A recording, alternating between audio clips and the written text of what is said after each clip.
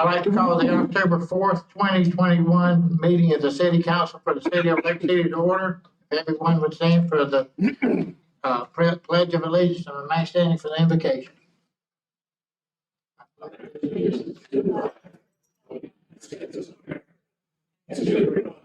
Which stands one nation under God, indivisible, with liberty and justice for all. Let us pray. Our Heavenly Father, we thank you for many blessings on our community. We ask for your guidance in our deliberations, that what we do is pleasing in your eyes and best for our community. We ask you to continue to look after our citizens. We ask you to look after our community and the nation and everyone for this COVID, and hope that it passes. Look after our troops, our first responders, and law enforcement. In your name we pray. Amen.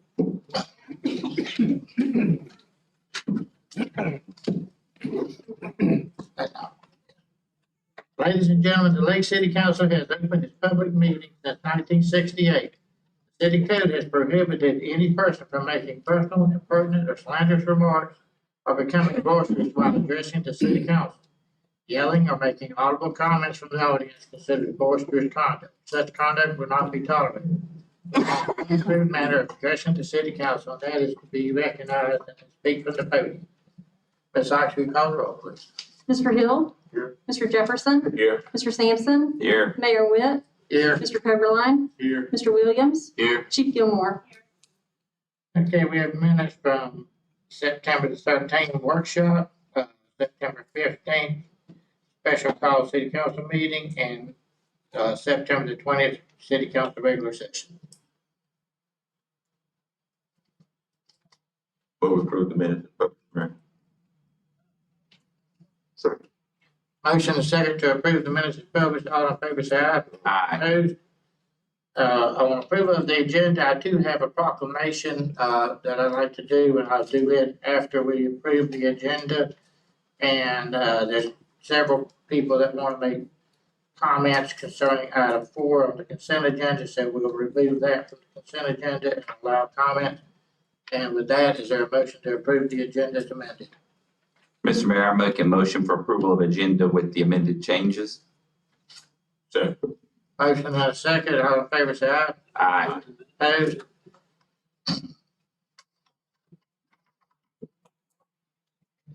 We have a proclamation. It's called Pharmacist Month, October 2021. Whereas pharmacists are the most accessible healthcare providers delivering critical services to patients and contributing to the health and well-being of all people. Whereas pharmacists best positioned to be the healthcare professionals to help ensure patients are adhering to their medications, provide patient care that ensures optimal medication therapy outcomes, and serves as providers during public health emergencies and every day.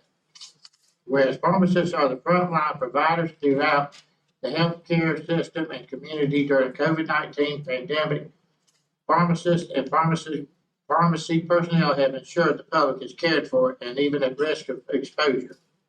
Whereas the community pharmacy located within 5 miles of nearly all Americans and pharmacy's other access points to the public, pharmacists and pharmacy personnel are making an impact in controlling the spread of COVID-19 in the United States communities through testing, treatment, and vaccination efforts.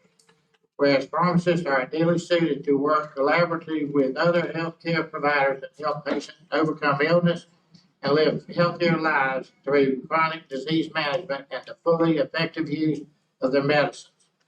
And whereas today there are over 300,000 licensed pharmacists providing care and serving as patient advocates for ensuring access to the best and safest therapy to the patients that they serve. And whereas the Columbia County Area Association of Pharmacists, the Florida Pharmacy Association, and the American Pharmacists Association have declared October 2021 as American Pharmacist Month.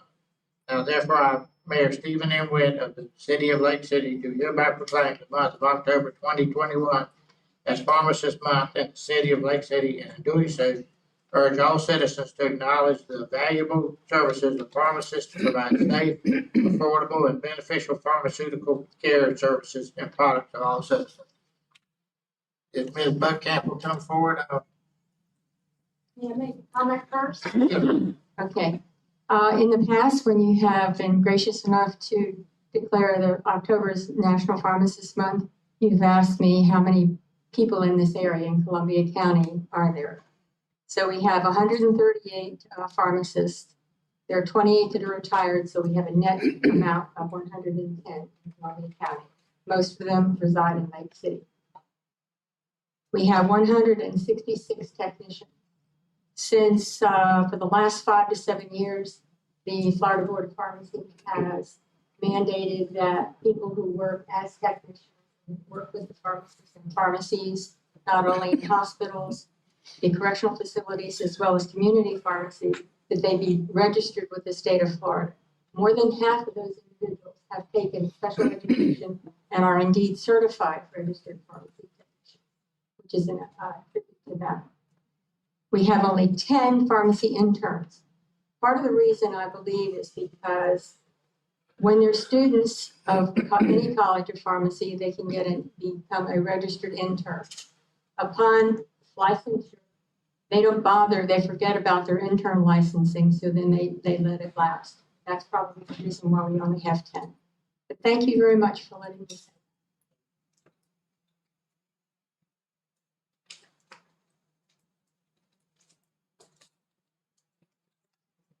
Comment.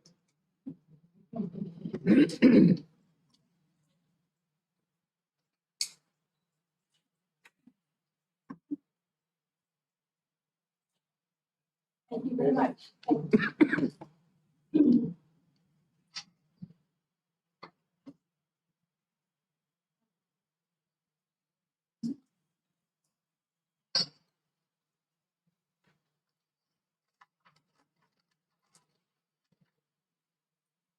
Okay, next we have, item 4, Blueberry Army, Elastic Festival, application, Mr. Tony Bozzella.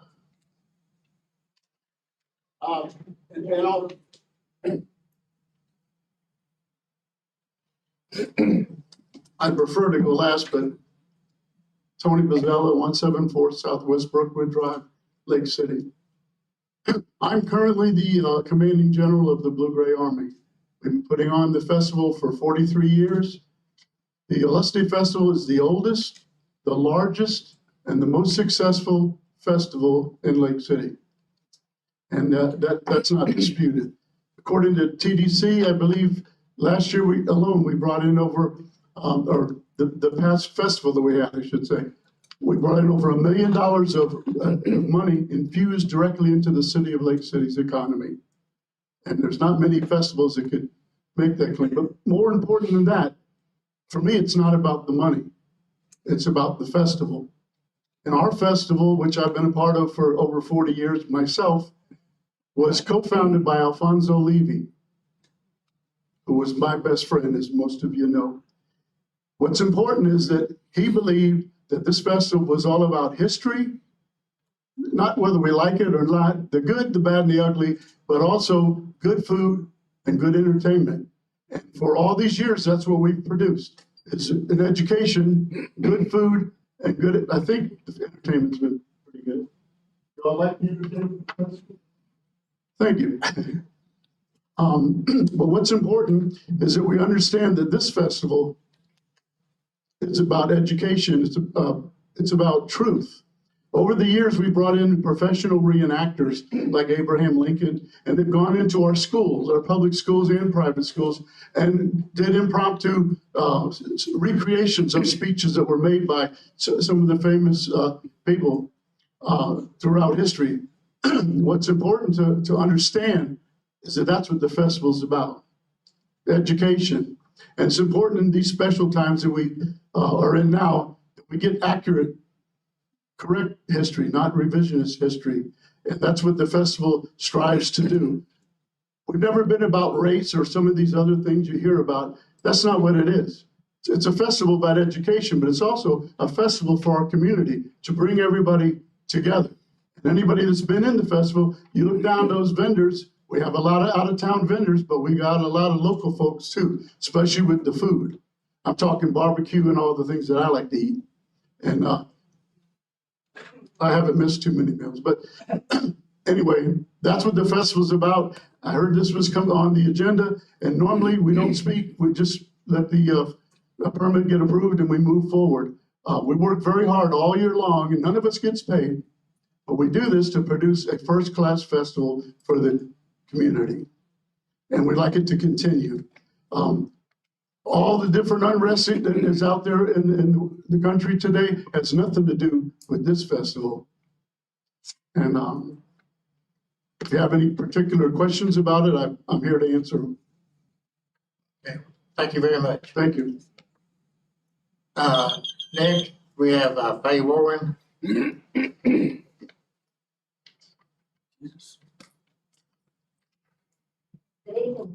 evening. I'm here as the Executive Director of the Blue Gray Army. And I want to thank the city over the many years that you helped us put this event on for Lake City. Also, there was a question about our insurance, and we have an insurance carrier, but they cannot issue this certificate for at least 45 days before the event. So I have a letter from him, and that's John Wheeler. If you would like to see that, it should be attached to your application. And to answer any questions that you may have about the festival this year. All right, thank you very much. Okay, thank you very much. Okay, Mr. Bowden, Lionel Bowden. Mayor Council, Glenn Bowden, 1156 Northeast Baskin Norris Drive. I did send you a letter asking that this issue be removed from the consent agenda and be put on the agenda for the very reason it just took place. I think an issue like this should be talked about, explained, and not just on the consent agenda, so people have an opportunity to see exactly what we're talking about. I read the letter from Mr. Wheeler, so I understand that he cannot issue the insurance in 45 days prior to that. So my reason for asking that it be removed from the consent agenda, I didn't think it should be on the consent agenda in the first place. That's first and foremost.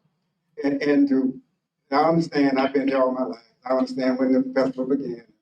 Like Dr. Bozella, I've been knowing Mr. Lee all my life, And when the first time I spoke in the church, the Trinity United Methodist asked me to be one of the co-speakers. So I have a relationship with them also. Having said that, there's more to the festival than just the history of it, as some people see it through their eyes. There's a part of the community that see the Olustee Festival as Olustee Festival. They don't see it as Lake City Festival. When you attach Olustee and the bell with the festival, then it takes on a whole different light in certain parts of the community. In fact, it takes on a different light in my eyesight. Where it was called the Lake City, Columbia County Annual Festival, that's one thing. But when you associate it with the Olustee Festival, and what took place in Olustee was a battle. The reenactment around the lake was a battle. It was a war between the South and the North. And regardless of what anybody said about it, slavery was a part of it. And so, whether the festival generated $1 million, $2 million, it's not just about money, it's how people feel at the end. If it's all about money, the war was about the money. It was about the cotton. It was about that. So just saying how much money brings to the community, that's positive in the Chamber of Commerce eyes, but in some of our eyes, it don't mean a thing. You know what I'm saying? So we don't benefit from it. We see hurt and pain when we see the Confederate soldiers walking down the street making the parade. I understand it won't be a parade this year.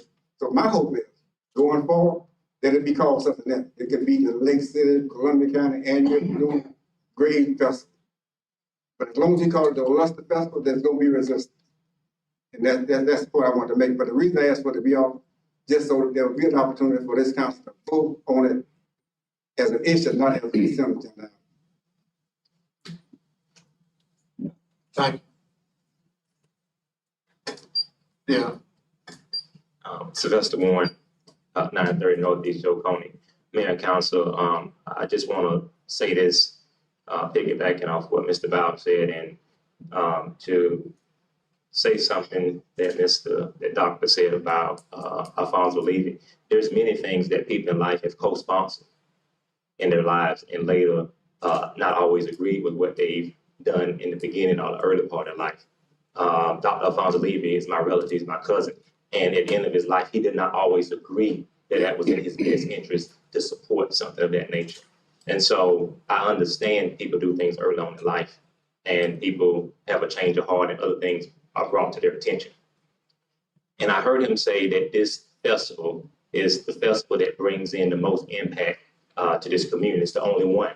I guess it is because this city and this council have not tried another one other than that, of that nature.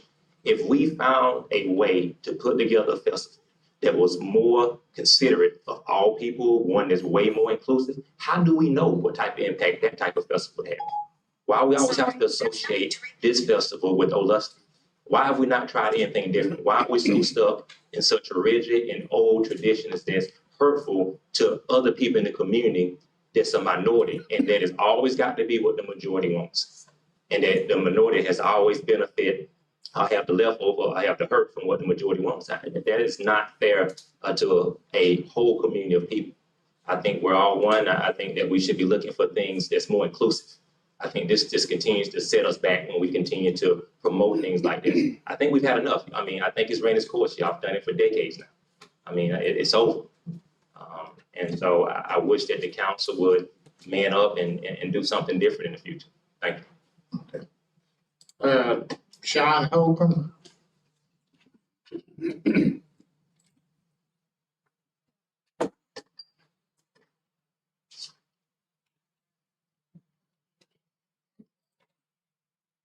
Mayor, council members, thank you for your time. Sean Holmgren, 240 Northeast Laguna Drive, Lake City. I'm in favor of approving the permit for the Olusty Festival. One of the things that drew me to the area when I first studied Lake City. I like the collectivity of it. I like the fact that everybody seemed to celebrate history and not try to look back on things with a revisionist attitude. But more importantly, I'd like to ask that at least one of your members refrain from voting on the issue, and that's Todd Sampson.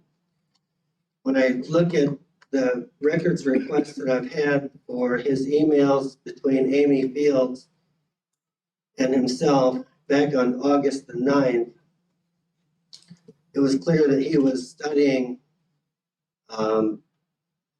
It says, met with Executive Director Paul Dial, Director of Utilities, Brian Scott, and Acting Director of Public Works, Corey Williams, tomorrow at 2:30 p.m. regarding the removal of statue.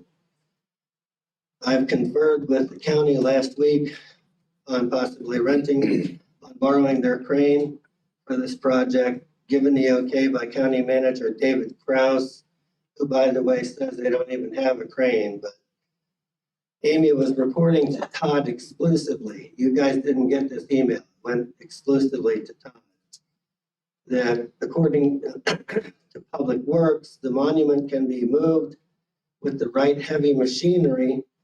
Contacted Commander Cabrera Jacksonville of Post 57 last Saturday. I explained to him the city will not be liable in the event of damage. And if so, will not be intentional. He asked if I would be there to make sure. I gave him my word. This is Amy giving her word to the commander that she would oversee the removal of the Olusty statue. Have his full support and will be at new site for delivery. However, this is just the preliminary stages. Now, I've alluded to the fact that there are backroom deals going on, backroom conversations with the county.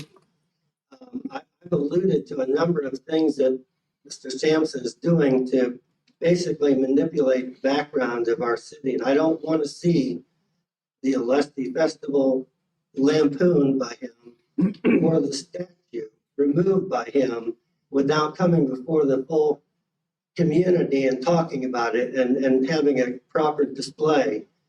I think it's just BS and he should recuse himself from the vote tonight. Mr. Mayor, I was mentioned, so I'm going to comment on that. Sure. So Mr. Holmgren is totally incorrect with fake facts once again. I don't know where, regardless. So Mr. Helfenberger, as you know, This council last October, November voted to move the monument. He was working with everybody up here, and I know he talked to everybody here about the timing of it. So everything you mentioned there is not correct. So I don't know where you got those emails. Okay, I'm not sure, but the way you word it is incorrect. So I'm not the only one that's been talked to about that. Ms. Tina Roberts, did you want to speak?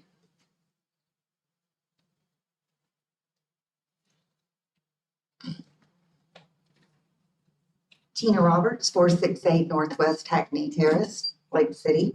I am too in favor of the permit for Old Lusty. I was in it from the start with Faye Bowling and with Alfonso Levy, who I worked under for 16 years and would have given my right arm to that man if he asked me for it.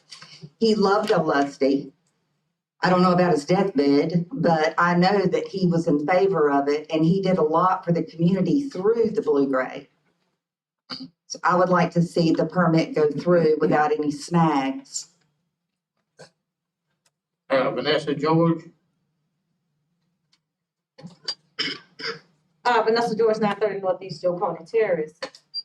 One thing I do know that the removal of the staff was already in motion.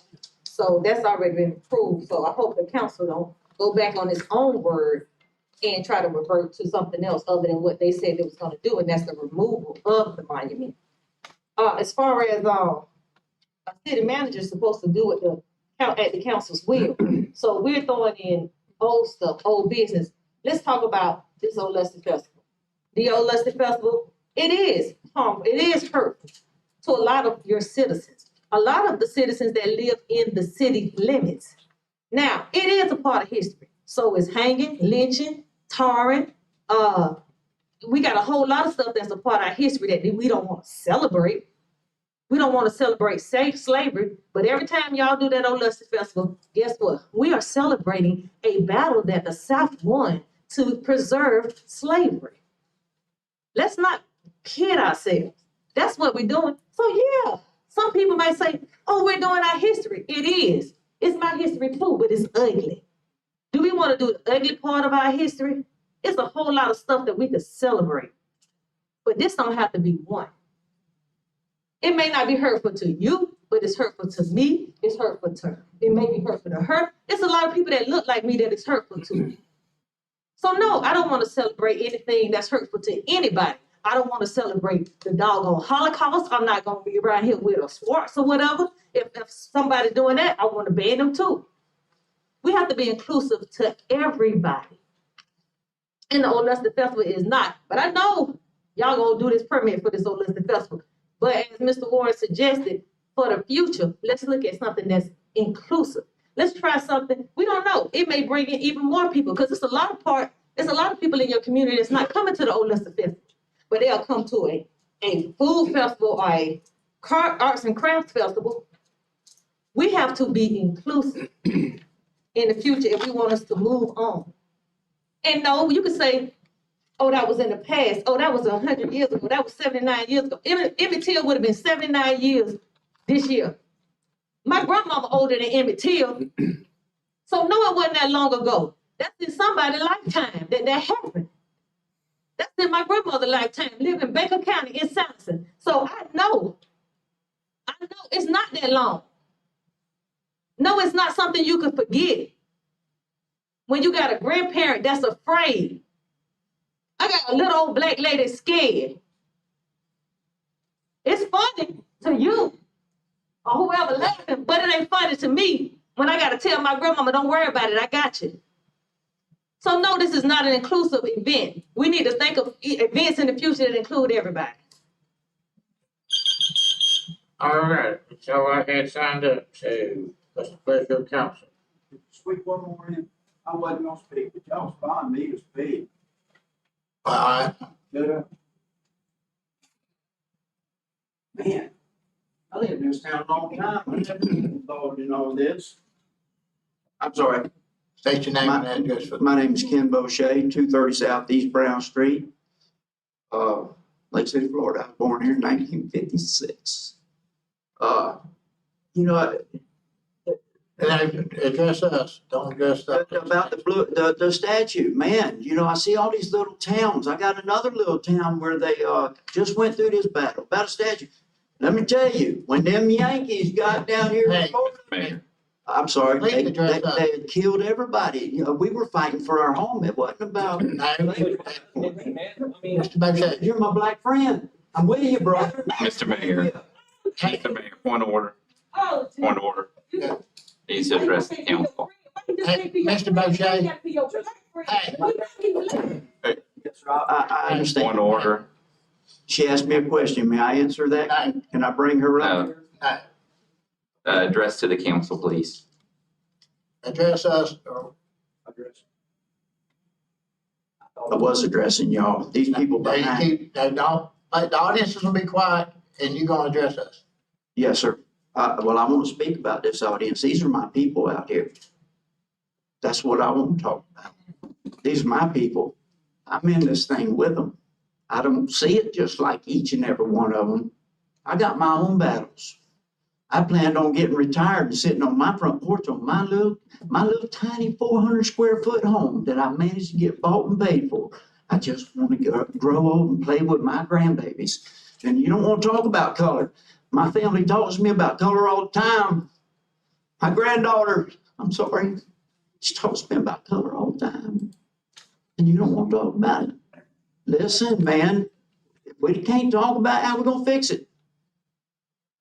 That's all I gotta say. Listen, that statue meant something to the people were dying, black and white. The Yankees killed us all. They was killing us all. We were protecting our homeland, you know, and were we on the right side of that fight? No, probably not. But we trying to preserve our way of life, our families, how we looked after each other. That's what we were trying to preserve. You know, this is thing, it gets into politics. It gets into, let's spawn some emotions. Let's spawn some emotions. But what's the real skinny? Right now, today, we got a shooting every week in the street. Why aren't we talking about that? Why isn't that the focus? You know, this Old Lusty Festival, no matter how we feel about right this minute, it brings a lot of money to this town. Tourists love that stuff. They love it. They want to believe that General Lee was a good guy. He was a good guy. He could have been our president if he had chosen to lead the Union Army. What about that? I mean, why are we hating on it now? Why are we bringing all that up and fighting about it? That battle's done. We should learn every strategic move that every one of those generals that tried to keep our houses from being burnt down. Okay, your time's up. Thank you very much. All right. Yes, I need to respond, if I may. well, we try to limit it to 3 minutes, and then we end up, everybody along. I'm only 30 seconds. I have a great deal of respect for Glenelg and Ms. George. This festival is not about the battle reenactment.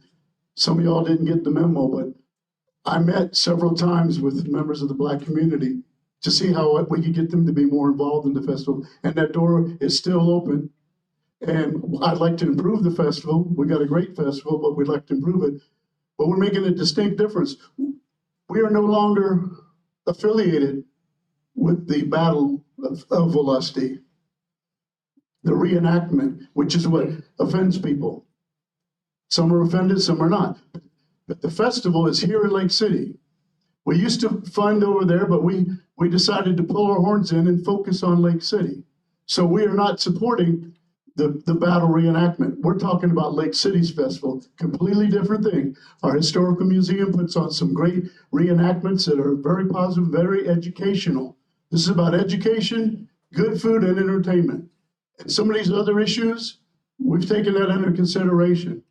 We're focusing on Lake City and what's good for our community, and not celebrating that there was a civil war, but celebrating that that point in time has been resolved. And not that we have our differences, but we've come together. And that's really what we want the festival to represent. And so I welcome anybody that can put up or be quiet. You have an opportunity to meet with me. Let's talk about it, how we can have more inclusion. I'm all for that. We can expand the festival. But if it ain't broke, it just needs a little tweaking, we're open for that. Thank you. All right, what's the pleasure of council?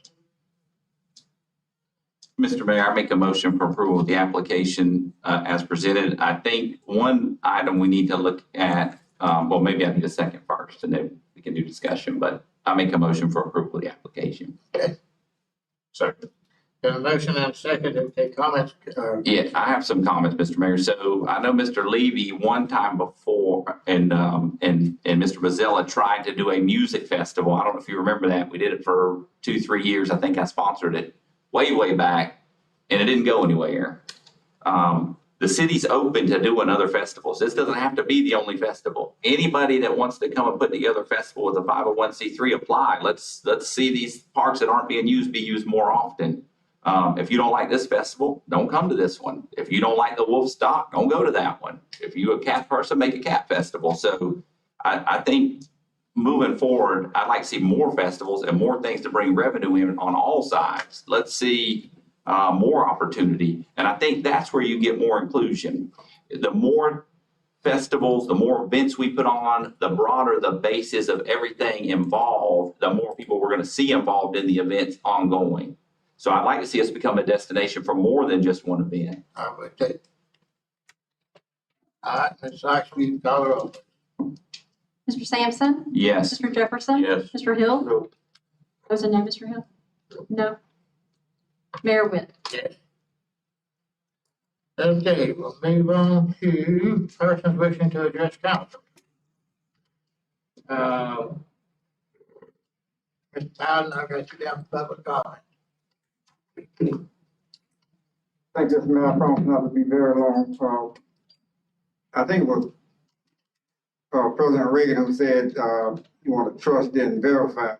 I think we live in a time now it's more important that we verify and then we trust. I had sent an email to you and you spoke to me about it, but I wanted to be on the record concerning the application process for the new city manager and that the firm that's doing the search, that those applications at some point in time will be made available to the public. And I just wanted to, you don't have to answer now, but I did want to answer from you on the record or from this council that would be the case once the application process closes. Because I think the public should be able to see all the application that was put in for the city manager position. We should know also the publication that they use in soliciting those applications and ensure that in their application process, solicitation process, it will say the same thing the city says, encourage women and minorities to apply. You do know, and everybody's community knows, we never had a permanent female person of color to be the city manager in this community since the city manager form of government was enacted. So I think it's important that that search be open, be transparent, and that the community be made very aware. The other thing I wanted to mention, and we talked about this, you told me to take the property next to the Salome Dairy Park at the corner of that's Long and Marion. Those of you who've been by it and people who live in the community, you can see that what Salome Dairy Park looked like a year ago and what it looked like today is 100%. It's a lovely park, it's lit, I mean, the benches are there, but it's not open. And the reason it's not open, I've been told, because we have not acquired the property that's next to it. So I would like, if you don't have an update, maybe the city attorney has an update in terms of where we are with the acquisition of that property.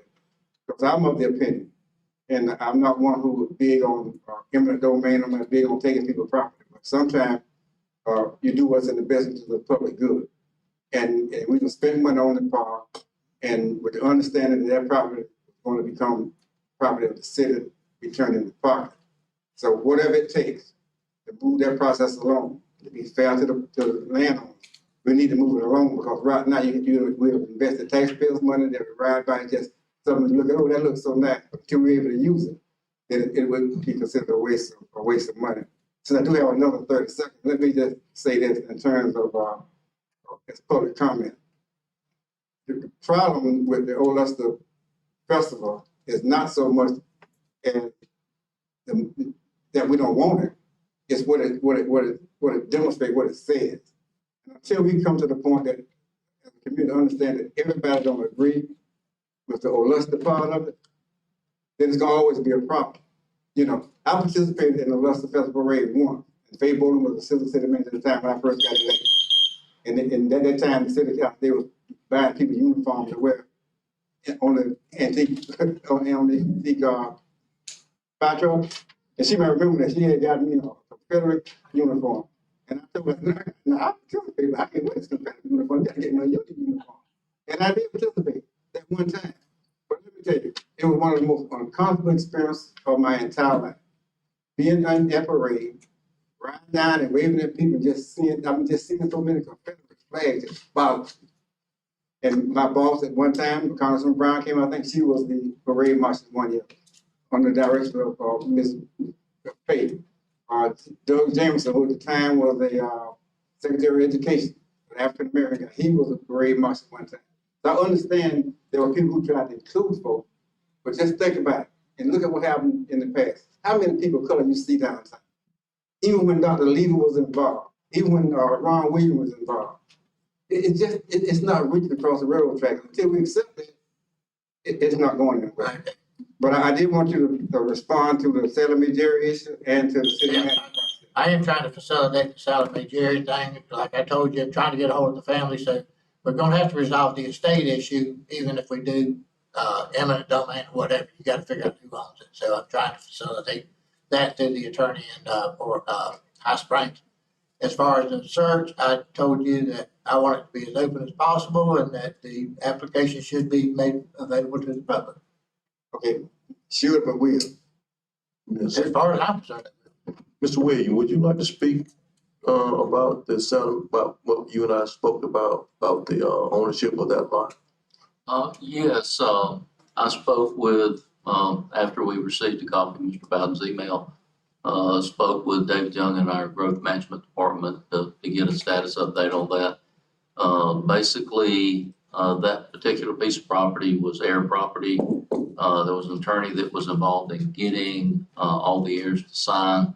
Unfortunately, by the time we got the last one to sign, one of the previous ones had passed away. So it created that estate issue, and they're working to resolve that and trying to do that as quickly as possible. Okay. Sylvester Warren.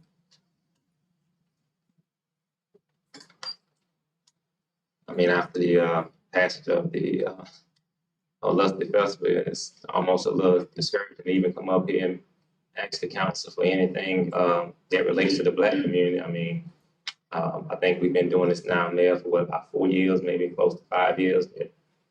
Myself, other folks have been coming up here from the predominant Black community, asking for a few peanuts, and we can't even get the holes.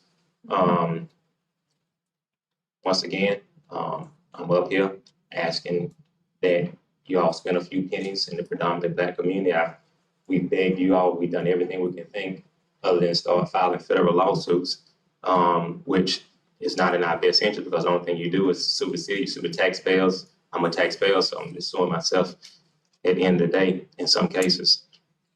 Man, what is it gonna take? I guess my question from this council is why can't money be spent in the predominantly Black community? If y'all say this is all our community, like, I had to go make a video to clarify when I say my community is an affectionate word. Y'all say it's our community, but if it's our community, why have we neglected a section of our community? Why does North Marion Street differ from the rest of downtown, and downtown begins at 100? Why is it not consistent? Why we don't have brick pavers all the way down? Why my auntie and my grandmother, when they walk down there, they don't have any benches to sit on? But if you come down here on this end of downtown, you got Black benches to sit on. You got trash cans you can put your trash in. Why is not the bare minimum necessity? We pay the same millage rate, Mayor, Council. We say we pay the same millage rate. If you were discounting myself and the predominantly Black community to live where they live at, we can see taking less. But since you don't discount us to live where we live, and maybe you don't like where we live, and maybe you're cool with us being redlined, and you're cool with us being isolated over there, and being neglected, but we're still human beings. We still pay our fair share. Why are we not getting our fair share of the pie? And when would this council make a motion and say, look, we got COVID money. COVID money can be spent everywhere. It can be spent at the football stadium memorial. You go in all type of money for everything outside the predominantly Black community, but it's supposed to be all our community. Why can't you go in funds? Why can't you make a motion to go into COVID money? You got another 5.1 million coming. I had to beg you to do a workshop on it before y'all just start randomly spending it. Why can't somebody make a motion, get this nonsense out the way and say, sure, let's make a continuation of downtown. Y'all deserve pavers. Y'all ain't had no pavers in 40 years. Y'all deserve some benches. We've had some down here for 20 years. Here y'all some benches. Here y'all some trash cans. Y'all ain't got to drop y'all trash on the side of the road. Y'all can sit down too. Why we can't just do that? What would it hurt for somebody on the hill to make a motion to get this out of the way? You're talking about $50,000, $60,000 tops when you spend millions of dollars around here and you can't give that area 50 or 60 grand just to give us the basic necessities to sit down and throw our trash away and look like we're a part of it. I mean, at least make us think we're a part of it. Give us something. You're spending millions down here. Okay, thank you. We are intending to do the whole area, so that's my attention. Nobody gonna make a motion. Nobody gonna make motions at public comment time. No, I'm just saying that nobody's willing to make a motion to spend some money on North Marion Street. Well, That's a part of this whole city of Lake City. well, this ain't the motion time, this is public comment time. I know it's public comment, Mayor. I'm just asking. Thank you. Okay, Mr. Lester McKillum.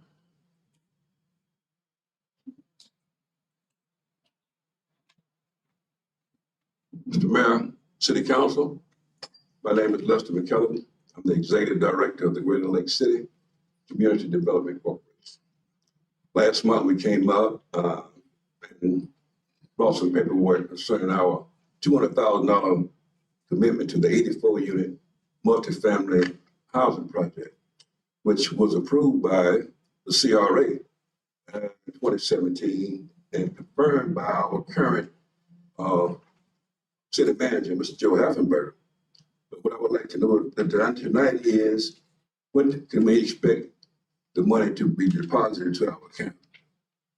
According to the agreement, it was supposed to be $100,000 in 2021 and $100,000 in 2022. So what we requested that the $100,000 be deposited before this year ends, and a letter confirming the fact that before the third quarter ends of 2022, we'll have the other $100,000 to that account. We're in the process of doing a construction budget now, and we need to count the money. We can't count the money until we get it in hand. I think that's been the consensus of the council is to get that done. Any idea when we can expect to receive that during this calendar year? Mr. Williams to look into that. I'll look. Yes, sir. So please inform me, keep me informed. Like I say, we're working on a construction budget. Thank you all. All right, Steve Adele. Not at this time. Okay. B. Coker.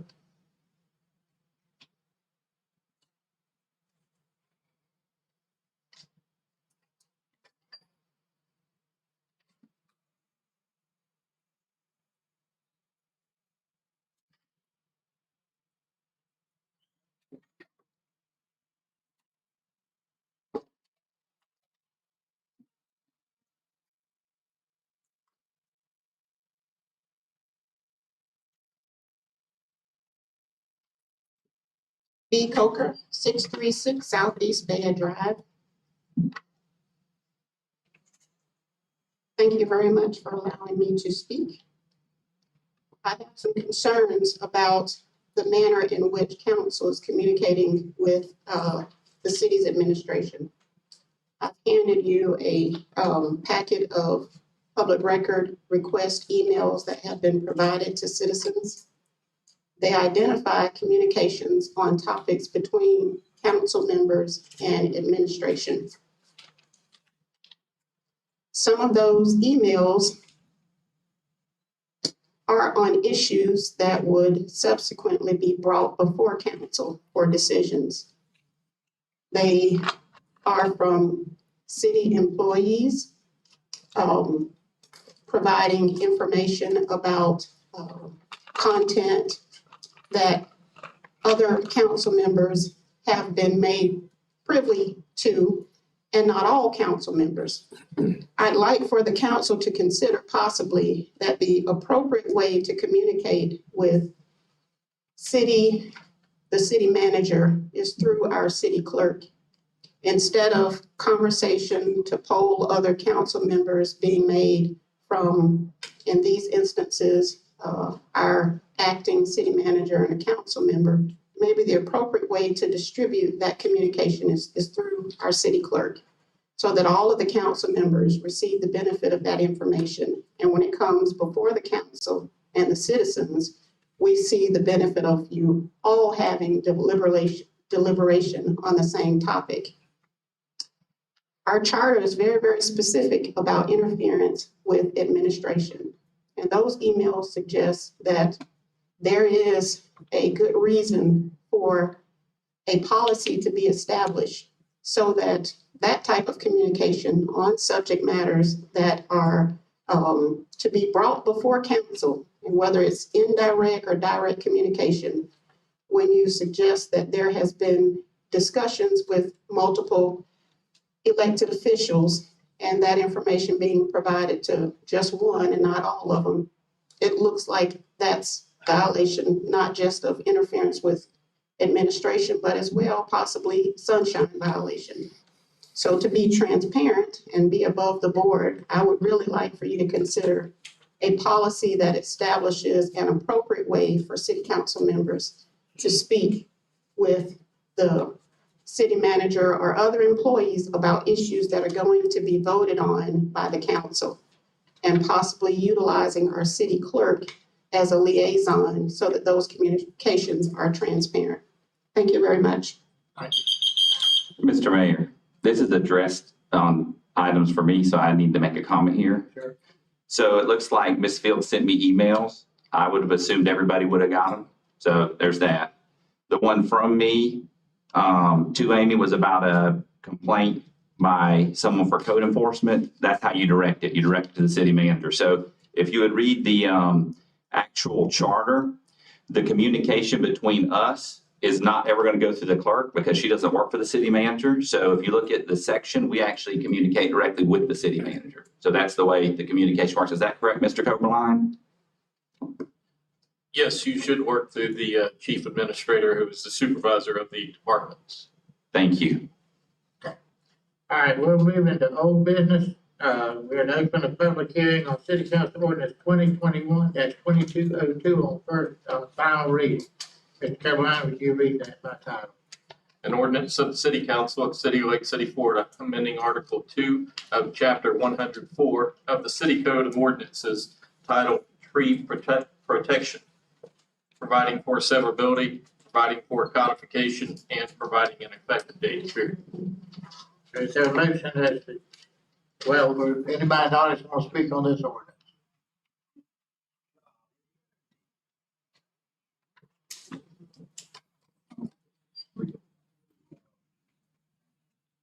Okay, this is just on this ordinance. Yes, sir. Yes, sir. We have Excuse me, Ken please. Bochet, 230 Southeast Brown Street. Over in my district, we have an astonishing number of old oak trees that have just been dying off. There's some kind of disease in them. They fell on the apartments across the street. Mine fell on my roof.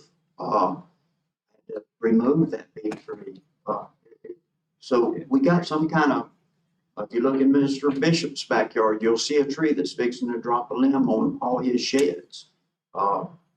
There's something killing these trees, and we're talking about preserving some trees. We got some trees that need to have some attention. Let's don't create something that's going, it just hit me, man. If I'm off base, tell me. But I just thought I need to speak on that. Okay. Thank you. Okay. Anybody else want to speak on this ordinance? Okay, we'll close public hearing, move into adoption of City Council Ordinance 2021-2202. Mayor, I move for the approval of ordinance number 2021-2202 on its final reading. Second. Been a motion and a second, any discussion of council? South, you call the roll, please. Mr. Jefferson? Yes. Mr. Sampson? Yes. Mr. Hill? Yes. Mayor Witt? Yes. Next is open a public hearing on City Council Ordinance 2021-2203. Final reading. Mr. Coberline, would you read that by title? An ordinance of the City Council of City Lake City, Florida, amending the city code to add a new section number 86-110.16 to Article 3, Chapter 86, which provides for the permanent vacating of the 2 utility easements located between lots 5 and lot 6, and lot 6 and lot 7. All said lots being located in the Stonegate Park subdivision as recorded on a plat thereof and recorded in Plat Book 7, pages 61 and 62 of the public records of Columbia County, Florida, providing for conflicts, providing for severability, providing for codification, and providing an effective date period. Is anybody in the audience wish to speak on this ordinance, 2021-2203? Now, we'll close the public hearing and move into adoption of city council ordinance 2021-2203. Mr. Mayor, I make a motion for the adoption of city council ordinance number 2021-2203. Been a motion and a second. Any discussion by council on these? Ms. Sykes, please call the roll. Mr. Sampson? Yes. Mr. Hill? Yes. Mr. Jefferson? Yes. Mayor Winn? Yes. Okay, item 7 is discussion, possible action on council to set ranking process to be used for candidates providing submissions to serve as successor of the unexpired term of vacated city council district 14. Ms. Sykes passed out a scoring sheet and it's just some ideas that I've spoken, some with Mr. Williams, some with Mr. Sykes, and this is just a suggestion for council. If anybody's got any better ideas, be glad to hear. But basically, this would be, for the audience, the applications are due by October the 7th, which is this Thursday, and the interviews will be Wednesday, October the 13th, I think, starting at 1. Does anybody have any, Was this document in the package? So we need to publish that probably as part of the online so people can take a look at it. Well, if you guys approve it, then yes. I would think, I'm not sure about the matrix. I don't know. Maybe it's a good idea.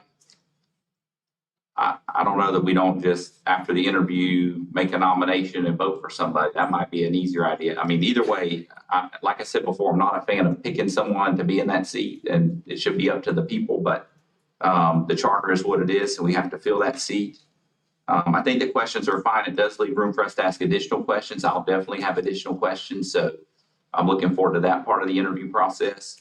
But if I can be flexible on how we decide to go with it. and I'm not committed to anything either, just the best way to do it, if anybody's got.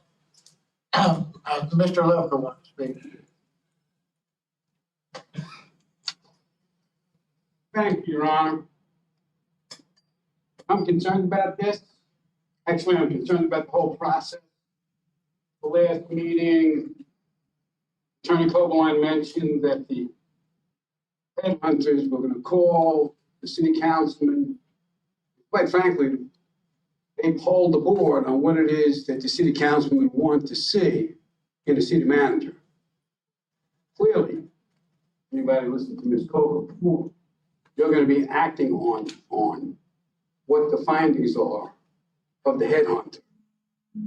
I believe it's the public's right to know what Mr. Jefferson, what Mr. Sampson, what you, Mayor, and what Mr. Hill are looking for in a city manager. Okay, this is pertaining to a city council position.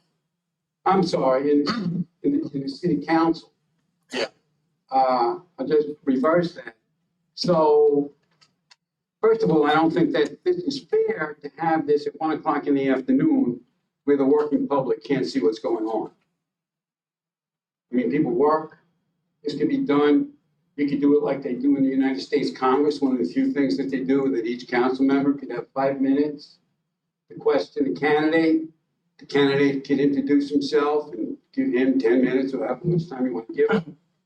But I don't know about the scoring sheet. Ultimately, it's going to be up to them. This is uncharted territory, which probably should have been covered during the charter review process that Mr. Coleman sort of supervised, but was just totally ignored.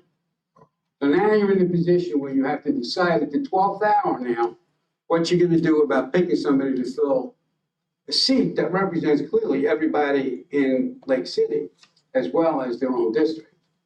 So I don't, this 12th hour chart, I don't know where this came from. You're not hiring, they're not hiring somebody, they're selecting somebody to be a public official. And the other quick thing, just to summarize, I think this should be, you guys need to work out a plan amongst yourselves and then present it to the public so they know what's going on. And this clearly has to be done at 6 o'clock at night or at a time when the public can view it. Thank you very much. All right, get back to council.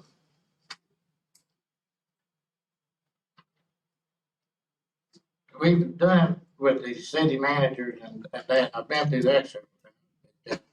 And we talked about the same question, so it's not different for each one.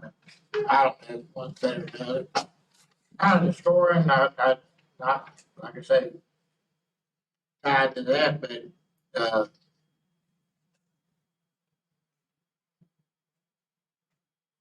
guess we need to decide tonight or have a special meeting before this. I guess we could meet at 1 o'clock, well, that way get the candidate much time, but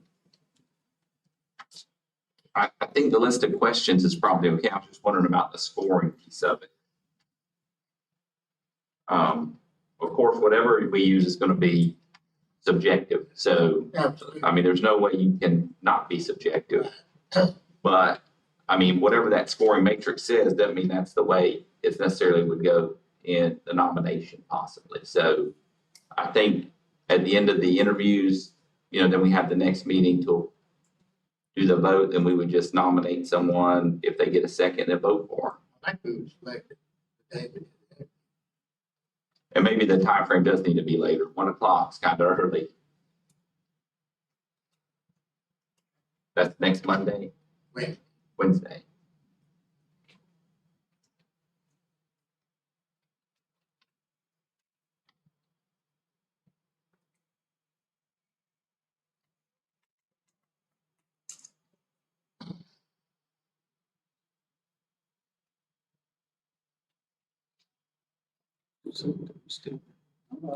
I guess we ain't sure what we want to do then. Well, I mean, I think we could decide now. With the time, or we needed to move the time. But we don't know how many we're gonna have, that's one thing. Do we know how many people have applied to this point or requested applications? We've had 5 persons reach out to me that were interested. So far, 3 have turned in paperwork. So 20 minutes each, 3 is, you're already in an hour, so. Maybe 5 PM would be a good time, 5:30, give people time to get off of work. Does anyone else have thoughts about the questions that were handed out? There will be a 2-minute speech by each one. That would give them, open end. Now, the other is more about just qualification. And you say we have room for other questions. We do have. Yeah, at the bottom it mentions, are there additional questions from any member of council? So I would expect whoever's up there would expect to get more questions than what I can publish, so. I guess it's really the scoring, whether we score them or just somebody nominate.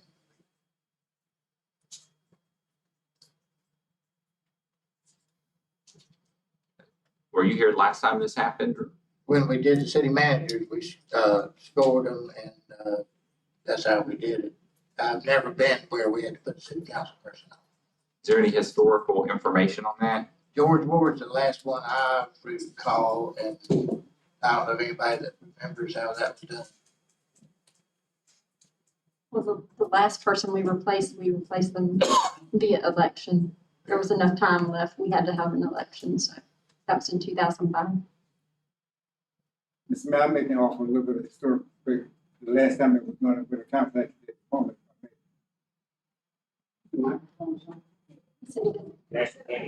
Mr. Bowden, if you want to come to the microphone. Only problem, I don't remember exactly which councilman that was assigned. It had to be either Mr. Null or Mr. Roberts, one of the two. But the process we did was that, I remember Ms. Lane and Ms. Rosa Scott, the late Rosa Scott applied. And it may have been just those two. We did not use the scoring process. You know, they came, they got the interview, and then someone just made a motion for Ms. Lane, it was second, and that was it. The scoring process, may be a good idea, but it may not be a good idea.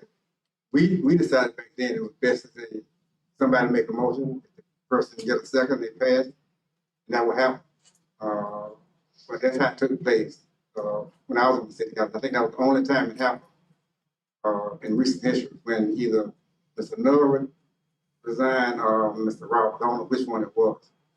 But one of those two, Ms. Lane took the place, and then she ran for the office when it came up the next time. I understand Mr. Thompson concerned about having to make that decision, but charter is what it is, so. Right. And you can't have an election, if charter said if it's over a year and so many months, you have an election. You know, if it's 6 months out, I don't think you ought to have an election, you know, but you got to fill the position. So it comes with the territory, sometimes you got to do the tough, make the tough decision. It's a tough one, but I don't think it's something that you should prolong. As I said before, we can't keep this seat open for a long period of time. If time's gonna come, you'll have a 2-2 vote up there, it won't be fair. Right. That's the only thing I have about scoring it is only 4 of us. If we got to do that, just got hung up. At least if we score, we're gonna end up. Yeah, because we get 4 different scores and, you know, there's 4 different candidates. So, I mean, I think the interview process is fine. I think like they did it before, possibly making the motion and just voting on someone at the end of that's probably gonna be the cleanest, easiest way to do it. And then that's what I would recommend. Well, I like the interviewing question process here, but what concerns me, Mayor, is the additional question that we can ask each candidate. And to be fair with each candidate, I think we need to be concerned about asking each candidate the same question. Because if we're gonna score them, we don't want to ask a different question and score somebody on something that I did not ask the other person. So I think we have to be concerned with that, careful with the additional question, unless the additional question is not gonna be included in the scoring process. But the additional question you will ask everybody. Same additional question. Yeah. I'm fine with that. All right, same additional question. You could do that. Or it is Might have actually the carried. opportunity. All right, so what's the pleasure?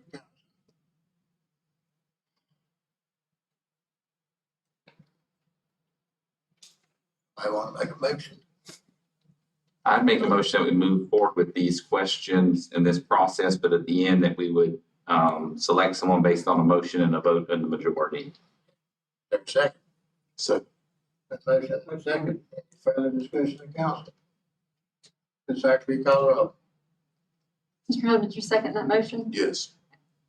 Mr. Sampson? Yes. Mr. Hill? Yes. Mr. Jefferson? Yes. Mayor Witt? Yes. And as far as the time, did we mention that? So we're gonna do it after work time.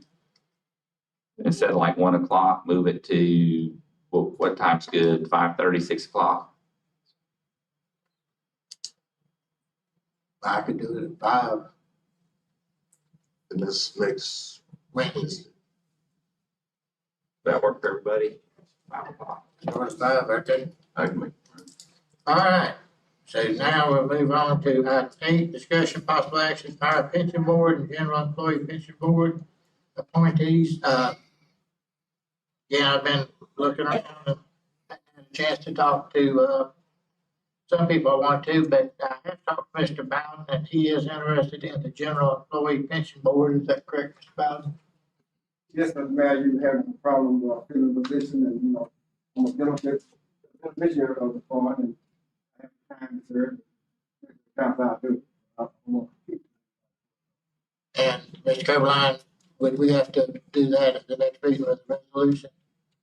Yes, Your Honor, you make a recommendation that'll be subject to the council's review. Okay, I'd ask that be put on the next agenda. Thank you.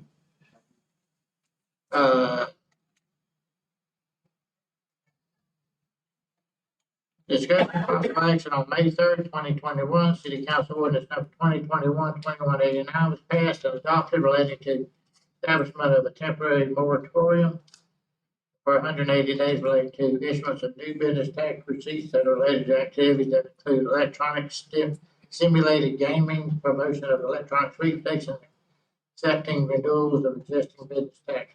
Temporary moratorium set to expire October 30th.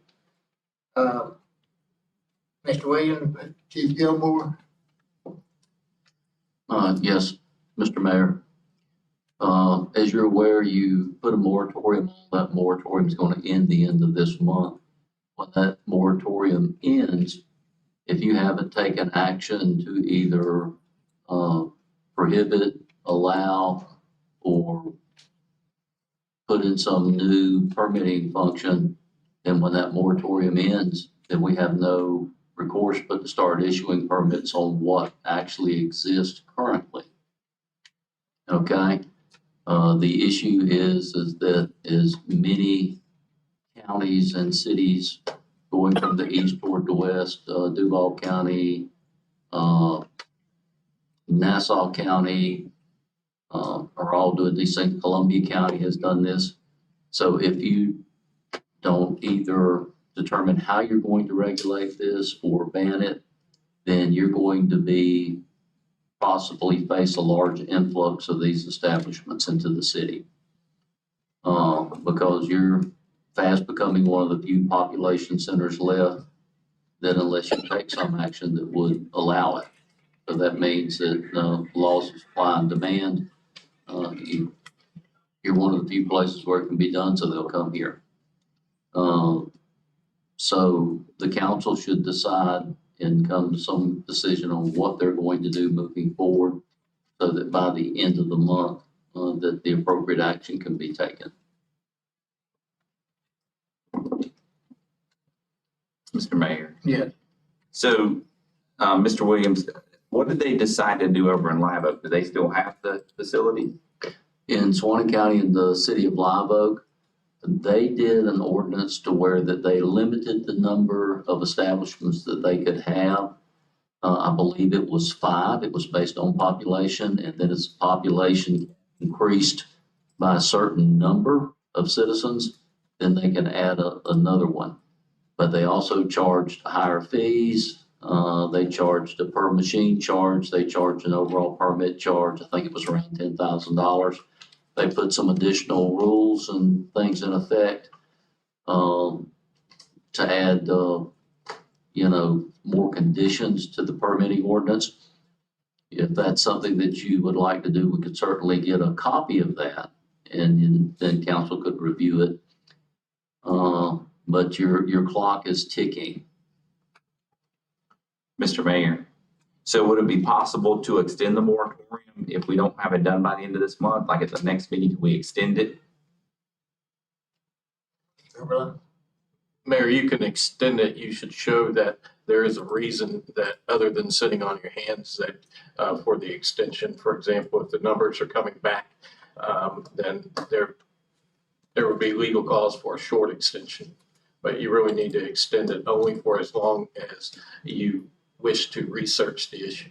And I'm not sure that we have support to do that. I mean, I know I'm interested in any kind of revenue we can bring in that doesn't affect the taxpayers of the city. And there's some revenue here left on the table. So if we don't have them here, people's going to go to Live Oak and do it right there. If we could make, some major revenue to offset the costs and limit it, kind of like what they're doing, it might make sense for us to look into it.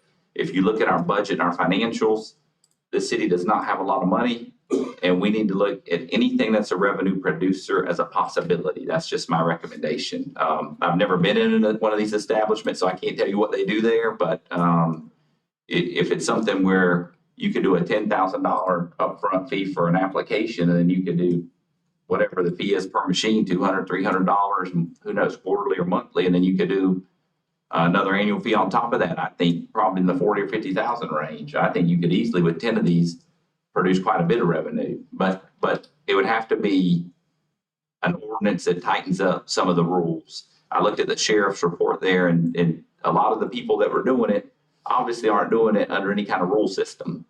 So that's one question. The other question is, and I don't know the answer to this, are these even legal to begin with? Because if it's not, then that takes us a whole different direction. We need to just go ahead and shut it down. My recommendation would be a 90-day moratorium. And we've looked into it. We've been trying to figure out which way to go. I don't think we've just been sitting on our hands. And, but I think 90 days would give us time to do what we need to do, look into the issues that Mr. Sampson brought up. I mean, is there any other support even to do that? Because I don't know, they might not, I don't know if the other council members are even interested in doing that. Well, I think we should, look at what, Live Oak's doing, on how they're handling their, casino, and, see how we can piggyback or make it better. Mayor, Yes. I can tell you the city of Live Oak is interested in banning them until they have the opportunity to gather all the research that they wish to gather in order to show compelling reasons to ban them. They are regulating them. For example, I believe that they're looking at an ordinance that would charge a $5,000 application fee if the applicant passes the application screening process. In order to receive a permit, it'd be an additional $5,000 or $7,500 business tax receipt. And then each machine would have to, the permittee would have to pay a approximately $500 per machine fee to make sure that it's in compliance of the rules that they adopt for a year. But the council has been clear there in that they wish to look for the compelling evidence needed to outright ban the use of digital sweepstakes for promotional purposes. And again, the regulation that they're looking at is a temporary mechanism. Well, that's why I'd recommend 90 days. Let's look at what the county's doing, what Live Oak's doing, what Fairfax is doing.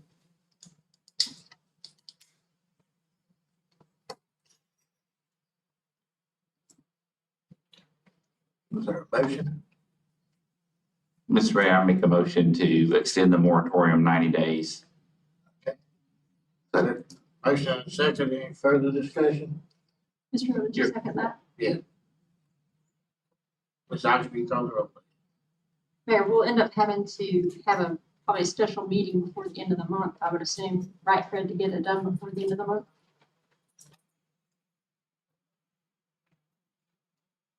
We'll at least have to have one reading amending it, and then we probably would need a special meeting amending it again. We could look at scheduling that. Okay. Mr. Sampson? Yes. Mr. Hill? Yes. Mr. Jefferson? Yes. Mayor Witt? Yes. Okay, now we're moving to new business. We have City Council Ordinance 2021-2200. First reading. Mr. Caroline, would you read that by title? An ordinance of the City of Lake City, Florida, amending the official zoning atlas of the City of Lake City Land Development Regulations as amended, relating to the rezoning of less than 10 contiguous acres of land pursuant to an application Z 21-06 by the property owner of said acreage, providing for rezoning from residential single-family to commercial neighborhood of certain lands within the corporate limits of the City of Lake City, Florida, providing severability, repealing all ordinances in conflict, and providing an effective date period. Is there a motion as City Council Ordinance number 2021-2200? Mayor, move for approval of ordinance number 2021-2200. Second. There's a motion and a second. Any discussion by council? Ms. Oxby, call the roll. Mr. Jefferson? Yes. Mr. Sampson? Yes. Mr. Hill? Yes. Mayor Witt? Yes. Next is City Council Ordinance number 2021-2201. Mr. Caroline, to read that by title. An ordinance of the City of Lake City, Florida, amending the text of the City of Lake City Land Development Regulations as amended pursuant to an application LDR 21-03 by the City Council, providing for amending section 3.1.1.3 titled Planning and Zoning Board Organization Term of Office by changing the term of office from 3 years to 4 years, providing for amending section 3.2.1.3 titled Board of Adjustment Organization Term of Office by changing the term of office from 3 years to 4 years, providing severability, repealing all ordinances in conflict, and providing an effective date period. Is there a motion as to city council ordinance number 2021-2201? Mayor, move for approval of ordinance number 2021-2201 on first reading. Second? Motion and a second, any discussion? Ms. Ox, will you call the roll, please? Mr. Jefferson? Yes. Mr. Sampson? Yes. Mr. Hill? Yes. Mayor Webb? Yes. Number 12 is city council ordinance 2021-2205. Mr. Carroll, read that by title. An ordinance of City Lake City, Florida pursuant to petition ANX 21-02 relating to voluntary annexation, making findings, annexing certain real property located in Columbia County, Florida, which is reasonably compact and contiguous to the boundaries of the City of Lake City, Florida, into the boundaries of the City of Lake City, Florida, providing severability, repealing all ordinances in conflict, and providing an effective date period. Is there a motion that city council ordinance 2021-2205? Mr. Mayor, I move for the adoption of City Council Ordinance number 2021-2205. Been a motion and a second, any discussion by council? Ms. Ox, will you call the roll? Mr. Sampson? Yes. Mr. Jefferson? Yes. Mr. Hill? Yes. Mayor Webb? Yes. Next is city council ordinance 2021-2206. Mr. Carolina, read that by title. An ordinance of City of Lake City, Florida, amending ordinance number 91-688 as amended, relating to an amendment to the text of the City of Lake City Comprehensive Plan pursuant to application CPA 21-03 by the City Council under the amendment procedures established in sections 163.3161 through 163.3248 Florida statutes as amended, providing for adding a property rights element to the comprehensive plan per section 163.3161 subsection 10 of Florida statutes as amended, and section 187.101 subsection 3 Florida statutes as amended, repealing all ordinances in conflict and providing an effective date period. Is there a motion as to city council ordinance 2021-2206? Mr. Mayor, I make a motion for adoption of City Council Ordinance number 2021-2206. Second. Got a motion and a second, discussion? Ms. Ox, will you call the roll, please? Mr. Sampson? Yes. Mr. Jefferson? Yes. Mr. Hill? Yes. Mayor Webb? Next is city council ordinance 2021-2207. Mr. Carolina, can you read that by title? An ordinance of City of Lake City, Florida pursuant to petition ANX 21-03 relating to voluntary annexation, making findings, annexing certain real property located in Columbia County, Florida, which is reasonably compact and contiguous to the boundaries of the City of Lake City, Florida, into the boundaries of the City of Lake City, Florida, providing severability, repealing all ordinances in conflict, and providing an effective date period. Is there a motion as city council ordinance number 2021-2207? Mr. Mayor, move for the approval of ordinance number 2021-2207. Second? Got a motion and a second, any discussion? Ms. Ox, will you call the roll? Mr. Jefferson? Yes. Mr. Sampson? Yes. Mr. Hill? Yes. Mayor Webb? Yes. Next is city council resolution 2021-145. Mr. Carolina, can you read that by title?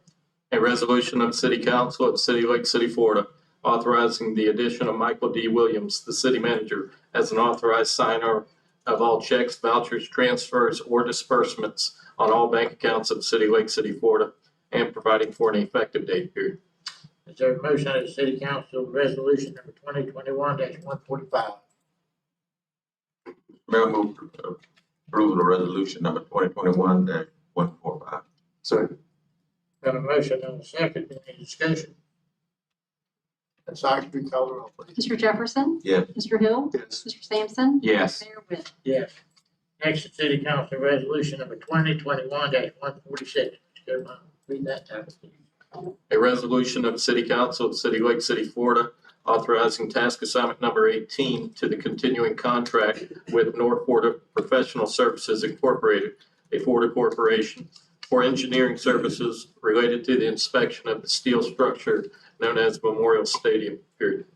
Is there a motion on City Council Resolution 2021-146? Mr. Mayor, I make a motion for adoption of City Council Resolution number 2021-146. Second. Been a motion and a second. Discussion. Ms. Sykes, will you call the roll? Mr. Sampson? Yes. Mr. Hill? Yes. Mr. Jefferson? Yes. Mayor Witt? Yes. Item 17 is City Council Resolution 2021-147. Mr. Kirkland, would you read that by title? A resolution of the City Council of the City of Lake City, Florida, authorizing the execution of a declaration of restricted covenant, providing for issuance of a conditional site rehabilitation completion order by the Florida Department of Environmental Protection, providing for the imposition of certain restrictions and engineering controls to reduce the risk associated with users of certain real property and the environment caused by certain contaminants, and providing for an effective date, period. Is there a motion on City Council Resolution 2021-147? Mr. Mayor, I move for approval of resolution number 2021-147. Second. Is there any discussion by council? Ms. Sykes, will you call the roll? Mr. Jefferson? Yes. Mr. Sampson? Yes. Mr. Hill? Yes. Mayor Witt? Yes. Next is City Council Resolution 2021-148. Mr. Kirkland, read that by title. A resolution of the City Council of the City of Lake City, Florida, authorizing the execution of an interlocal agreement with Florida Gateway College, providing for the locating and mapping of utility facilities, providing for severability, providing for conflicts, and providing for an effective date, period. Is there a motion as to City Council Resolution 2021-148? Mr. Mayor, I make a motion for adoption of City Council Resolution number 2021-148. Second. Got a motion and a second, any discussion? I want to thank Manager Mr. Williams and President Barrett for working this out, getting us moving along with this. I think it'll solve some problems. Ms. Sykes, will you call the roll? Mr. Sampson? Yes. Mr. Jefferson? Yes. Mr. Hill? Yes. Mayor Witt? Yes. Next is City Council Resolution 2021-151. Everyone, would you read that by title? A resolution of the City Council of the City of Lake City, Florida, authorizing the execution of an amendment to the Public Transportation Grant Agreement with Florida Department of Transportation, providing for the rehabilitation of runway 523 at the airport, providing for a statutory exemption to the prohibition of employing the same entity for both design and construction, engineering, and inspection services, providing for severability, providing for conflicts, and providing for an effective date, period. Is there a motion on the City Council Resolution 2021-151? Mr. Mayor, I move for approval of resolution number 2021-151. Second. Got a motion and a second, any discussion? Ms. Sykes, will you call the roll? Mr. Jefferson? Yes. Mr. Sampson? Yes. Mr. Hill? Yes. Mayor Witt? Yes. Okay, Departmental Administration, Lake City Police Department requesting approval to transfer $102,947 funds from department's budget. Chief?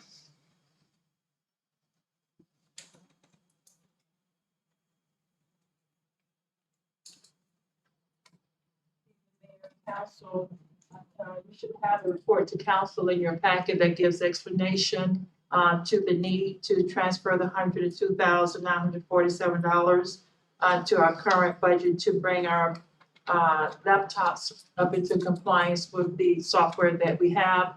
If you have specific questions, I will ask Matt, our IT director, to come and give specific, but when they made an assessment of our laptops, they saw that our current software could not handle the upgrade that was needed for this.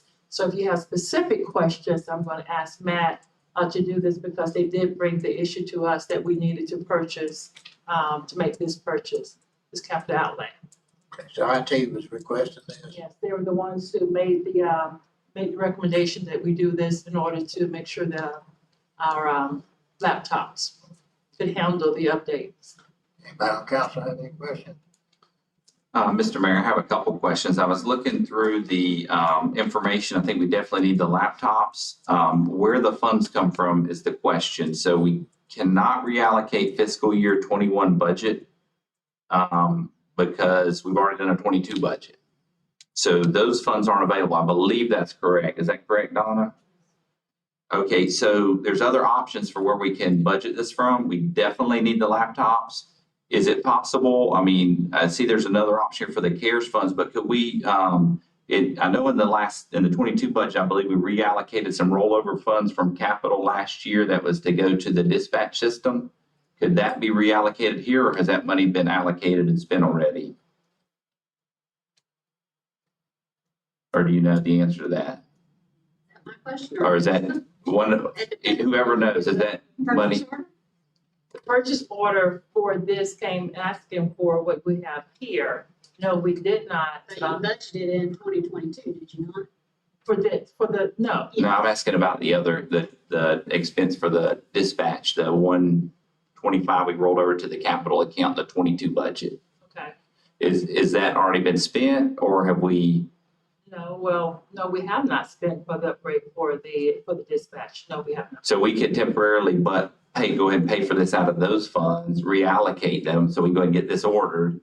Well, the question would have to be, what would that cause for us to be lacking in the dispatch center? And I don't have that information in front of me right now, unless you can tell me or that, would you know, what the dispatch? I have that Yeah. information. Yeah.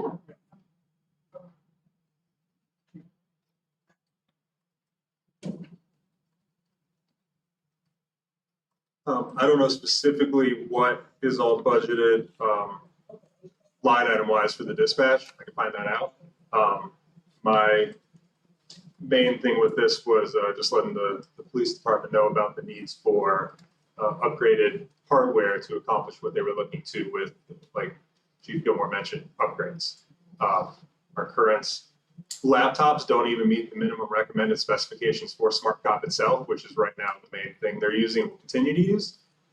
So it doesn't sound like so far anyone's had any issues with the need to upgrade, but specifics for the dispatch upgrades I don't have on me right now. Most of my stuff is specific to the need for the SmartCop upgrade. So I wasn't aware we were going to be discussing taking funds even temporarily from the dispatch budget. Always can move money around. I have another question, Mr. Mayor. So I think we definitely need the laptops from seeing those in operation. They hang up, they lock up, it's not good. So that's definitely something that's, I would say, higher on the frame of what needs to be done. To me, those should already be in the field now. So whatever we do to facilitate that, I'm for that. And if it's something as easy as allocating capital, that's what I would recommend. I'd recommend we allocate capital from an unspent item that's already in the budget, and it was a similar software type budget item, and go ahead and use it to make this happen, because SmartCop functionality needs to be upgraded and being used and rolling. Well, we should take something out of the budget that is gonna be needed down the road. Well, I think that might be part of the further discussion. I know we got some items coming up here later, and we're going to hopefully be discussing some different things with the county that may even make that totally unnecessary in the future. So there's some real cost savings to the city and possibilities we can get into at that later number we're going to discuss. But I'm not sure that we even need to spend that capital outlay funds. So we may not need those going forward, depending on what this council decides to do with May this. not, but then I don't want to do that till we get further along with the other. So I think there's some other place. And I think if you give us an opportunity to go back and look at that, because Jared just reminded me that was the AK associate that we had, that we did not, the IT did not get an opportunity to take care of that in the last budget. So we did roll that over for that was needed. And so part of that was coming from fire and part of that was coming from us. So before we make a decision tonight to reallocate, to move it into whatever, give us an opportunity to go back and we can look at what it is, because IT didn't get to it because of their workload. So it's definitely needed for all the things that we've been upgrading in the dispatch center and other needs that we have for the department. So please allow us to do that. and we can come back with you and let you know. If you do that and we don't go back and look at it, it could certainly cause a domino effect that could really hinder the operation of the police department. So we'd be happy to go back and look at that and bring that back to you and give it to ICM on that before we make a decision to reallocate funds. That'd be a couple of weeks. I think that makes most sense. Okay. So we need a motion to table or just don't take action on it. Mayor, didn't sound like there's anything to take action on. The departments have instruction, and eventually it'll come back as a procurement item. I anticipate that. Okay, item 22, meeting with county to negotiate for possible 21. city county services. You missed 21. Oh, I did. Thank you. Approval for the Kiwanis organization to place a shade structure over the playground equipment at Kiwanis Park, city-owned park located behind First Federal Main Office on 90 West. Ms. Young, did you want to?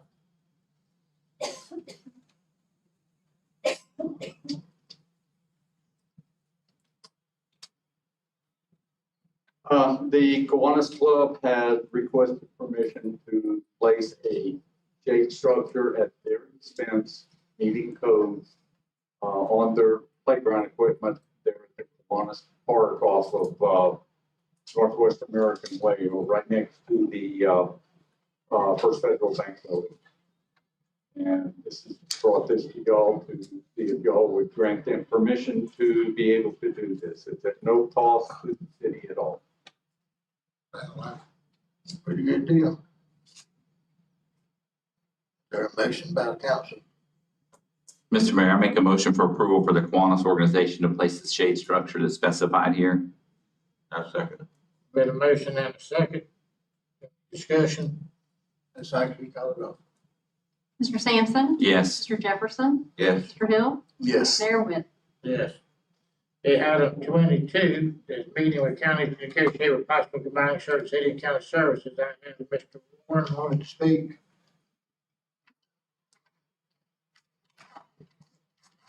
Sylvester Warren, 930 Northeast Joe Coney Terrace. Would be nice one day we can get some stuff in the predominant Black community up under other items for possible discussion and action. But to item 22, I think it would be prudent to have the conversation with the county, to entertain the conversation and discuss whatever items that's on that list, be it the communication department, be it building department, higher. Mayor, council, I would caution that this meeting needs to be made private. I don't think that there's enough trust among the people that this, and I don't know what your move may be, but I'm just asking that this council, if they decide to communicate with the city, that they do it in a public setting. You're gonna have council members and you're gonna have probably some county commissions that are talking. And I think that when you leave the public out of these type of discussions, that will ultimately affect them at some point, depending on what the conversation or the outcome may be, then they should be involved. I think when you start leaving the public out, that's when you start having these conversations about the lack of trust and what's going on with the people that we elect to do business for us when we can't be in the room to hear those discussions and raise questions and have input. Thank you. Mr. Bowden, did you want to speak on this? Yeah, briefly, Mayor. The reason I have to speak to this, Mr. Mayor, I read, I think it was in the paper, I might have saw it on the news, a comment from the interim city manager concerning this issue about the possibility of having staff meet prior to the city council and the commissioners meeting. I don't share that view. I think that this is a serious discussion. There's some politics involved in this at the end of the day. And I think that in the discussion going forward, that staff should be engaged in it. But what happens if you have county staff and city staff meeting, those kind of meetings they have to have, the public don't have to have access to. And I don't think that if the staff themselves sit down and discuss whether there should be a consolidation of the dispatch system, whether there should be a consolidation of the building and zoning. But staff members bring a different perspective. They bring a professional perspective, they also bring a self-serving perspective also, because it get to be my job. And sometimes it can't be about your job, we got to be worried about the best interest into the community. So I make the same argument that Mr. Warren made, that going forward, and I think there should be a discussion. I was at the meeting when I think Commissioner Ford brought it up, and I said then that it was a good idea to have some discussion. I do think some things that there may be some possibilities that we can make the delivery service more efficient. I don't think we should go in this thinking that we're going to save money, because it may not be no cost saving, but efficiency can result in cost saving in terms of how you deliver the product. So I'm for having this discussion, but I'm absolutely opposed to a discussion that would involve staff and not involve the elected officials. Therefore, eliminating the public from having access to what the discussion is all about. Okay, Mr. Leffler? I'm trying to make a motion.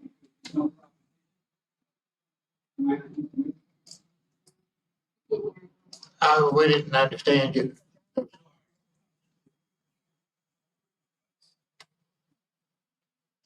As there's no proposition before the board on this item, I have no comment until the proposition is made. Once you're made to make a motion, then I may have a comment. Okay. But so, thank you. My concern is this, and I do want to have a conversation. I think we should always have a conversation.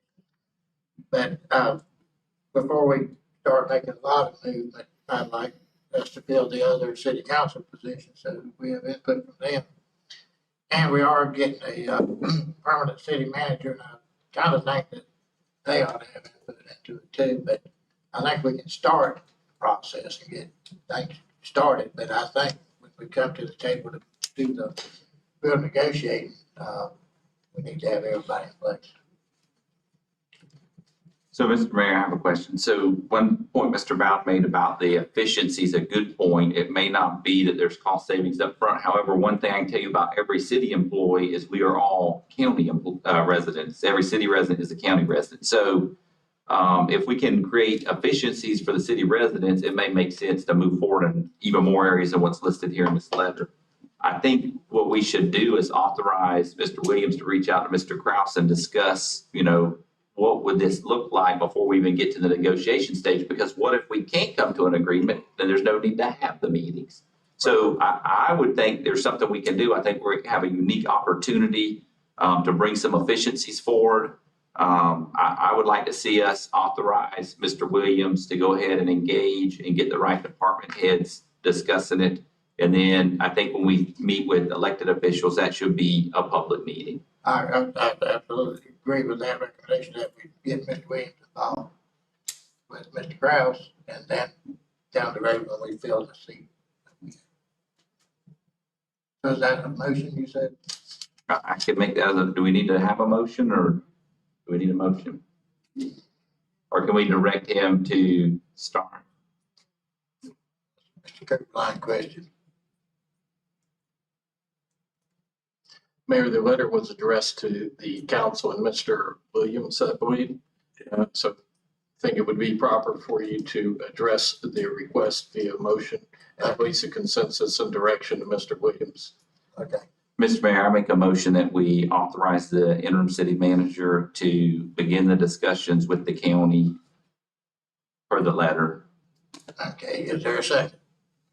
I second. And a motion and a second. Mr. Lopez, you want? Thank you very much, Your Honor. Now, at least we know what you're gonna do. So maybe you can explain this motion, Mr. Sampson. So the interim city manager is going to meet with Mr. Kraus. Is the interim city manager also going to meet with staff members of both the county and the city? That's my question. I don't know. Somebody can answer. Yes, Mr. Steve. What we would do is eventually, we would set up meetings with Mr. Kraus, the county manager. We'd hold basic discussions. We'd do a little bit of research. We'd bring different departments together to see where there may be some possible synergies. And where those were, then, you know, we would have to go back and do kind of a cost benefit analysis to see where those benefited or not benefited. And then we would bring that information back to our respective, on David's part, he would bring it back to the Board of County Commissioners. On my part, I would bring it back to the City Council. And then they would be the people negotiating any forward motion on this matter, and that would be public. Thank you. I get that's the way what you're suggesting now. I read the letter. I just wanted to be clear. I've been following the city and involved in this since about 2006. I would remind the city back when the city and the county were discussing the consolidation of utilities. I was at all those meetings, even though they were not public, but both Councilman Ward and Commissioner Weaver thought that at least a member from the media should be there to know what was going on. Again, when the city and the county, and that was, I guess, around 2010, at least once or twice, discussed combining the fire departments, those meetings were also public, and I don't believe any commissioners were involved in that. Again, when the city discussed with the county becoming a partner in the Blanche and buying the Blanche, those meetings were also public, open to the press and the public. So what I'm suggesting to you that, Mr. Williams, is that this is diverting, Councilman Sampson, from what's been done in the past. It's not open and transparent. That basically what you're doing is forming a commission or a bunch of commissions to make decisions and then bring those to the elected bodies to make a decision. But that's not the way it's been done in the past. I don't believe that if you're gonna have meetings of all the city staff to make suggestions and all the county staff to make suggestions, that there would be any reason not to make those public. That's what was done in the past. And to not do that shows a clear lack of transparency and basically what's been going on in Washington today. Thank you very much. Except that they don't do that anymore. Their commissions meet, those meetings are open to the public and the media so that the people know what's going on. So I would respectfully suggest that the motion be modified, Mr. Sampson, to when we have these sort of commission meetings, that the media and the public will be allowed to attend. Thank you very much. Ms. Sykes, you call the roll. Mr. Sampson? Yes. Mr. Hill? Yes. Mr. Jefferson? Yes. Mayor Wint? Yes. Okay, next is, 23 City Hall update. Mr. Warren. Let me see what Mike got to say first. Okay, Mr. Williams, you want? Okay, City Hall update. I have to inform the council that I've been working with Mr. Young. Mr. Young and I will be meeting this week and going over and looking at all of the particular buildings that we have. He has the renovation plans done on most of those buildings. There's just a couple that we have to look at and finalize. Once that's done, we would go out to get estimates for cost of renovation. I suggested to Mr. Young that instead of going out piecemeal, that we get all the plans finalized on all the buildings and then we go out in case there's any volume discount on what we're doing. Once we have those renovation costs, we would bring that back to the council for your pleasure. There is a note on here that the school board auditorium, which they looked up to see if it's not available on Tuesdays, which could be a city council meeting day when a holiday falls on Monday, so we'd have to look at something different for that. But, those are the issues there. Staff is diligently working. IT's looking at all the particular aspects of what it would take to put IT in all the buildings, get everything hooked up so that we can do that. But we'll be bringing back final estimates to you once we do that so that, you can make decisions going forward as to what you feel the best course of action is. Warren. I've heard everything, Sylvester Warren, 930 Northeast Oconee. I've heard everything but some timelines. Like, when we promised the folks that in customer service, we're gonna get customer service back into that building as soon as possible. From what I'm understanding, the IT has not gotten a green light from this council to spend the money to do what they need to do to order material so they can get the work done there. and move customer service back closer to the downtown area. So do we have some timelines? We spent $1 million+ on a building that we don't know what we're gonna do with it. We're playing around with it, and we just out here in the wind about when and where and how. Because I'm lost. Like you spent $1 million of taxpayers' money, but you got customer service displaced somewhere, and you got mold downstairs. So what are we doing here? Well, Mr. Warren, I was gonna ask that question. What's the status on customer service being in the moving into the bank? May I respond? Sure. Yes. Okay. I guess I must be part of the problem because as the person just getting on board, I have to look at things. I can't just pull the trigger on things without knowing what's going on. Working with Mr. Young, part of the thing with putting customer service back in there is that do we really want to put customer service in that building if there's still renovations going on at the building at the same time? Is that going to create safety issues? Are we going to have public restrooms? There's a lot of questions that we're trying to get answered. And we hope to have those answered very soon. And then when we do, we'll be able to go out for estimates for the cost of renovations that have to be done and then worry about getting those renovations, those things done. But I have to bring that back to the council because they need to know how much money it's going to cost to do all this. Mike, I got an iPhone, and my iPhone says October the 4th. You got 11 days because David Young won't be here come the 15th.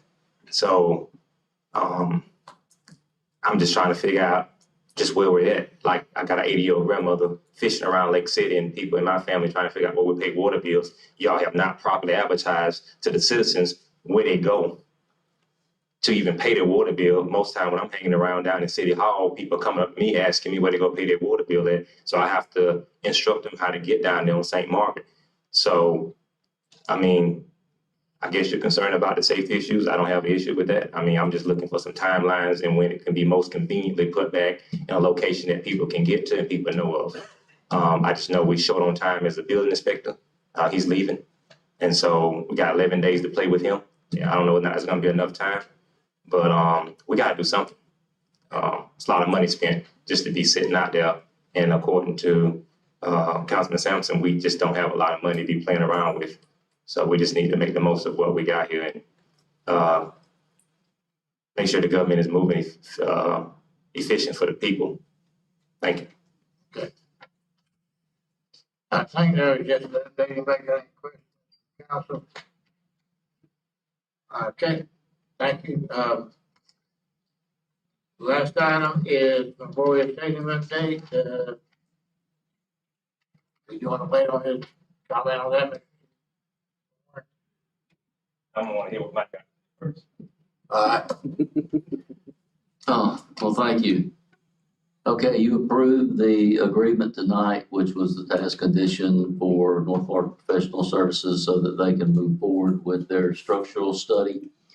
Once that structural study is complete, we'll get information to bring back to the board so that we'll know the status of that particular structure and what that we need to do or what the council can decide what they want to do. And then at that juncture, just like with many other projects, it'll go in the queue to look for potential funding to address issues if the council so determines to do so. I think that they plan on moving fairly quickly on it, but we'll just have to keep on them and get updates as we go along. But we'll try to do it as quickly as possible. You asked the question. All right, we'll stay updated on all these topics. Comments, council?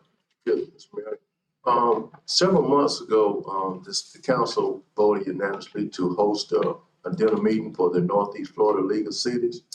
I sit on that board, and I think due to the COVID that's going on, I don't think that we need to host that meeting till we need to postpone it until maybe next year.